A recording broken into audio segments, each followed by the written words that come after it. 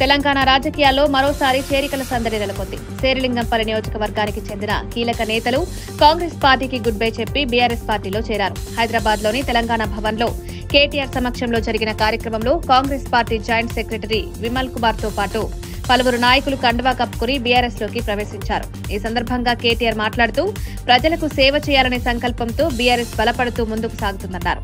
శేరిలింగంపల్లిలో అభివృద్ధి కార్యక్రమాలు మరింత వేగంగా అమలవుతాయని, కొత్తగా చేరిన నాయకులు పార్టీ బలోపేతానికి తోడ్పడతారని ఆయన విశ్వాసం వ్యక్తం చేశారు.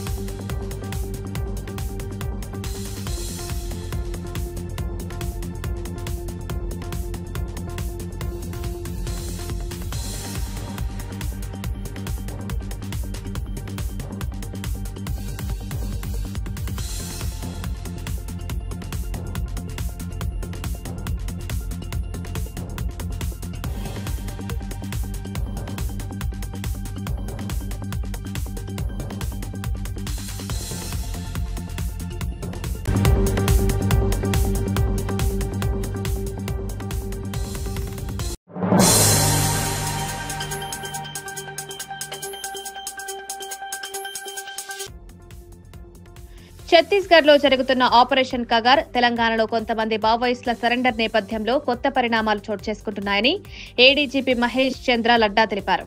ఈ రెండు రాష్ట్రాల్లో ఒత్తిడి పెరగడంతో మావోయిస్టుల తాత్కాలిక ఆశ్రయం కోసం ఆంధ్రప్రదేశ్ను కొత్త కేంద్రంగా ఎంచుకుంటున్నారన్నారు.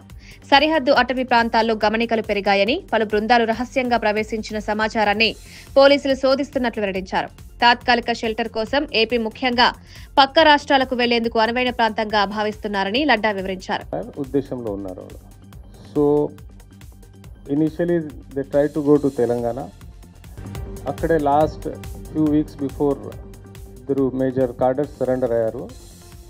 ఎవరిదికి సరెండర్ ఇష్టం లేదు, ఈ మూమెంట్ కంటిన్యూ చేయాలా. వాళ్ళు ఏం చేస్తున్నారంటే వాళ్ళు కార్డర్ సరెండర్ అయ్యా వాళ్ళ మీద నమ్మకం లేని వల్ల మళ్ళీ మేము అక్కడే ఉంటే మాకు ఏదో హాని చేస్తారు, ఇంటర్నల్ రైవల్. దానివల్ల they are looking for the new. Bhagavan Sri Sathya Sai శత జయంతి ఉత్సవాలు వైభవంగా కొనసాగుతున్న పుట్టపర్తిలోకి ప్రధాని నరేంద్ర మోదీ చేరుకున్నారు. ప్రశాంతి నిలయంలోని సాయి కుల్వంత్ హాల్లో ఏర్పాటు చేసిన కార్యక్రమానికి హాజరైన ప్రధాని ముందుగా సత్యసాయి మహాసమాధిని దర్శించి నివాళులర్పించారు. ఈ సందర్భంగా ఆయనతో పాటు Andhra Pradesh CM Chandrababu Naidu, deputy CM Pawan Kalyan కూడా ఉన్నారు. హిల్వ్యూ స్టేడియంకు చేరుకున్న ప్రధాని సత్యసాయి జీవితం, బోధనలు, సేవలకు గుర్తుగా రూపొందించిన ప్రత్యేక ₹100 నాణం, 4 తపాలా బిళ్లలను ఆవిష్కరించారు. బాబా చూపిన సేవా మార్గం ప్రపంచవ్యాప్తంగా కోట్లాది మందికి ప్రేరణగా నిలుస్తోందని మోదీ అభిప్రాయపడ్డారు. ఈ కార్యక్రమానికి క్రికెట్ దిగ్గజం సచిన్ టెండూల్కర్, ప్రముఖ నటి ఐశ్వర్యరాయ్ సహా అనేక ప్రముఖులు హాజరయ్యారు.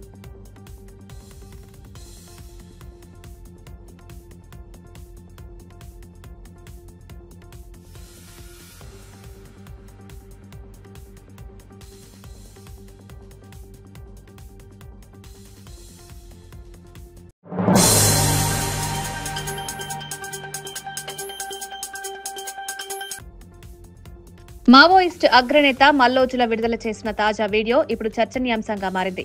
మారుతున్న పరిస్థితుల్లో మావోయిస్టులు ఆయుధాలు వదిలి ప్రభుత్వానికి లొంగిపోవాలని తన సందేశంలో మల్లోజుల కోరారు. దేశం వేగంగా అభివృద్ధి దిశగా పయనిస్తోందని, ఈ మార్పుల కాలంలో పాత విధానాలకు పట్టుబడితే ప్రాణనష్టం మాత్రమే మిగులుతుందన్నారు. ఎన్కౌంటర్లలో మావోయిస్టులు వరుసగా ప్రాణాలు కోల్పోతున్న పరిస్థితి తనను బాధించిందని వెల్లడించారు. ఇటీవల జరిగిన ఆపరేషన్లో హిడ్మాతో పాటు పలువురు మావోయిస్టులు మృతి చెందడం తీవ్ర విచారానికి గురిచేసిందన్నారు. हम आम जनता के बीच में आए हैं। आज हम जनता के मुद्दों को लेकर संविधान के हिसाब से हम उसका हल निकालने के लिए हम काम कर सकते हैं। इसलिए हम हथियारों के साथ हम बहुत कुछ खो गए हैं, हम बहुत कुछ नुकसान उठाना पड़ा है। आज दुनिया बदल गया है, देश बदल गया है।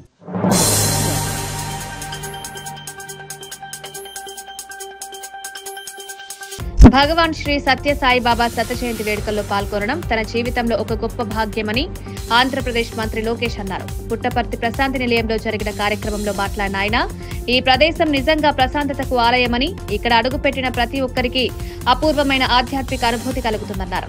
సేవే మన కులం, సమానత్వమే మన మతం అనే సత్యసాయి బోధన సమాజానికి శాశ్వత మార్గం చూపిద్దని లోకేష్ వ్యాఖ్యానించారు. Selfless service relevant for every human being. Following the sacred path laid by Bhagwan Sri Satyasai Baba, the Sri Satyasai Central Trust and Sri Satyasai Seva organizations are delivering unparalleled service to society. Healthcare for the healthiest global standards, delivered with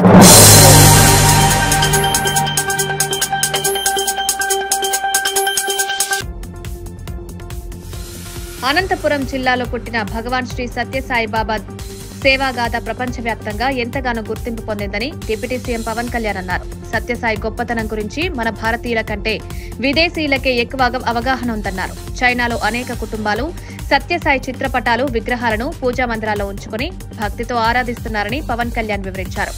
గతంలో ఓ ప్రముఖ Hollywood director Sathya Sai దర్శనం కావాలని చిరంజీవిని అడిగిన సందర్భాన్ని గుర్తు చేసుకుంటూ అప్పట్లో తనకి ఎంతో ఆశ్చర్యం కలిగిందన్నారు. గౌరవ ముఖ్యమంత్రి నారా చంద్రబాబు నాయుడు గారు వీటికి అండగా ఉండి ఈ సత్యసాయి ఈ దాహం తీర్చే ఈ పథకానికి అంటే మనం చెప్పాలంటే జల్ జీవన్ మిషన్ అంకురం సాయిబాబా గారు చేశారు. ఇక్కడ ఇది తమిళనాడులో కానీ తెలంగాణలో కానీ మిగతా అన్ని జిల్లా రాష్ట్రాల్లో కూడా ఈరోజు చేయగలుగుతున్నామంటే దానికి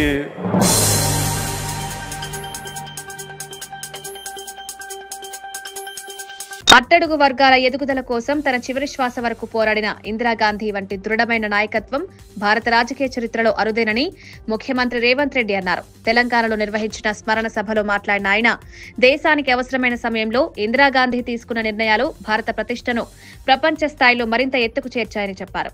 దేశ గౌరవాన్ని పెంచిన ఇందిరాగాంధీ సేవలను తరతరాలుగా గుర్తుంచుకోవాలని సీఎం తెలిపారు. రాజకీయ నాయకత్వ శూన్యత ఏర్పడ్డది. ఆ సందర్భంగా కాంగ్రెస్ పార్టీ